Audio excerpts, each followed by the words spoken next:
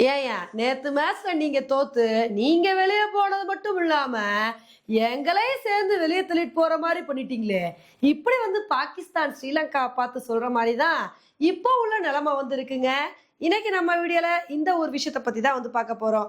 நேத்து நடந்த Sri Lanka versus New Zealand மேட்ச்ல ஸ்ரீலங்கா ஜெயிச்சா அவங்களோட செமிஃபைனல் வாய்ப்பை தக்க வைக்கிற மாதிரி வந்து இருந்துச்சு.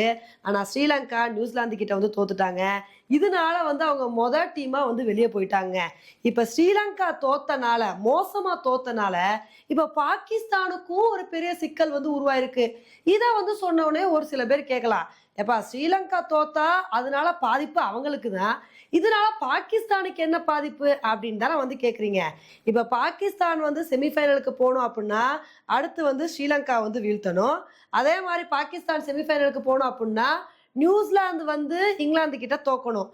அந்த மாதிரி தோத்தாங்க அப்படின்னா நியூசிலாந்து பாகிஸ்தான் ரெண்டு டீமுமே வந்து 3 பாயிண்ட்ல வந்து இருப்பாங்க. அப்படி இருக்கும்போது யாரோட நெட் ரன் ரேட் நல்லா இருக்கோ அவங்க தான் செமிஃபைனலுக்கு வந்து போவாங்க.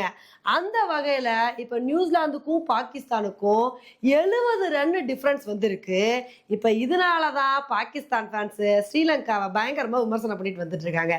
இதே ஸ்ரீலங்கா நேத்து மேட்ச்ல 60 ரன் வித்தியாசத்துல தோக்காம கொஞ்சம் டஃப் கொடுத்து ஒரு 10 ரன் வித்தியாசத்துல அந்த மாதிரி க்ளோஸா கொண்டு போய் தோத்துருந்தாங்கன்னு வச்சுக்கோங்களேன், பாகிஸ்தான் ஸ்ரீலங்காவை வீழ்த்தினா மட்டும் போதும், ஈஸியா செமிஃபைனலுக்கு வந்து போயிருப்பாங்க.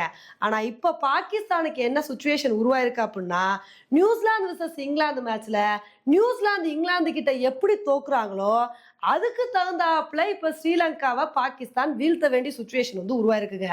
ஃபார் எக்ஸாம்பிள் இப்ப நியூசிலாந்து வந்து இங்கிலாந்து கிட்ட 60 ரன் வித்தியாசத்துல வந்து தோக்குறாங்க அப்படின்னா அப்ப பாகிஸ்தானுக்கு பிரஷரே இல்லை. ஸ்ரீலங்கா வந்து ஒரு 10 ரன் வித்தியாசத்துல வீழ்த்துறாங்க அப்படின்னா ஈஸியா பாகிஸ்தான் செமிஃபைனலுக்கு போயிருவாங்க.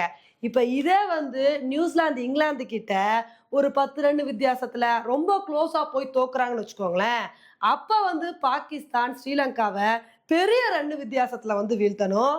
அதே மாதிரி இங்கிலாந்து வந்து நியூசிலாந்து கூட சேஸ் பண்ணி 17 ஓவர்ல மேட்சை வின் பண்றாங்க அப்படின்னா அதே டார்கெட்டை பாகிஸ்தான் 15 ஓவர்ல வந்து சேஸ் பண்ணணும். இந்த மாதிரி இருந்தா மட்டும்தான் பாகிஸ்தான்னால செமிஃபைனலுக்கு வந்து போக முடியும். இல்லைன்னா ரொம்ப கஷ்டம் தாங்க. ஆனா இந்த கால்குலேஷன்ஸ் எல்லாம் நடக்கிற காரியமா? ஏன்னா நியூசிலாந்தும் ஒரு பக்கம் ஸ்ட்ராங்கா இருக்காங்க, இங்கிலாந்தும் ஒரு பக்கம் ஸ்ட்ராங்கா வந்திருக்காங்க. இப்ப உள்ள சுச்சுவேஷன்ல நியூசிலாந்த இங்கிலாந்து வீழ்த்துறதே கஷ்டம். ரெண்டு டீமுமே டஃப்பான டீமா வந்திருக்காங்க. அப்படியே நியூசிலாந்து இங்கிலாந்து கிட்ட தோத்தாலும் அவ்வளோ மோசமாலாம் வந்து தோக்க மாட்டாங்க. கண்டிப்பா நல்ல ஒரு ஃபைட்டிங் ஸ்பிரிட்டை வந்து கொடுப்பாங்க. அதனால எப்படி பார்த்தாலும் பாகிஸ்தானுக்கு வந்து சிக்கல் தான். இன்னொரு பக்கம் வந்து பாகிஸ்தான் ஸ்ரீலங்கா இந்த ரெண்டு டீமுமே ஒரே பொசிஷன்ல ஒரே ஸ்டேஜ்ல தான் வந்திருக்காங்க. அதனால வந்து பாகிஸ்தான் செமிஃபைனலுக்கு போறது அப்படின்றது லக்கை டிபெண்ட் பண்ணி தான் இருக்கும் அப்படின்றது தான் நமக்கு வந்து தோணுது. இப்ப இதனால தான் பாகிஸ்தான் ஃபேன்ஸ் ஸ்ரீலங்கன் டீமை திட்டிட்டு வந்துட்டு இருக்காங்க. ஏன்பா தோத்தது தோத்தீங்க, ஒரு நல்ல பெர்ஃபார்மன்ஸை கொடுத்து கடைசி வரைக்கும் போராடி இன்னும் கொஞ்சம் வந்து கம்மியான ரன் வித்தியாசத்துல தோத்துருந்தீங்க அப்படின்னா எவ்வளோ நல்லா இருந்திருக்கும், நாங்களும் ரொம்ப சந்தோஷமா இருந்திருப்போம் அப்படின்னு சொல்லி இப்போ பாகிஸ்தான் ஃபேன்ஸ் வந்து புலம்பிட்டு வந்துட்டு இருக்காங்க. எது எப்படியோ பாகிஸ்தான் செமிஃபைனலுக்கு போறதும் போகாததும் நியூசிலாந்து விசஸ் இங்கிலாந்து மேட்சை பொறுத்து தான் வந்திருக்கு. அந்த மேட்ச்ல என்ன நடக்குது அப்படின்றத பொறுத்து வந்து பார்க்கலாம். ஓகே ஃப்ரெண்ட்ஸ், இந்த ஒரு விஷயத்தை பத்தி நீங்க என்ன நினைக்கிறீங்க? இந்த கால்குலேஷன்ஸ்லாம் கரெக்ட் ஆகி பாகிஸ்தான் செமிஃபைனலுக்கு போவாங்களா இல்லையா அப்படின்ற உங்களோட கருத்தை என்னோட கமெண்ட் செக்ஷன்ல வந்து போடுங்க. இதே மாதிரி இன்னொரு வீடியோல உங்களை வந்து மீட் பண்றேன். Bye friends.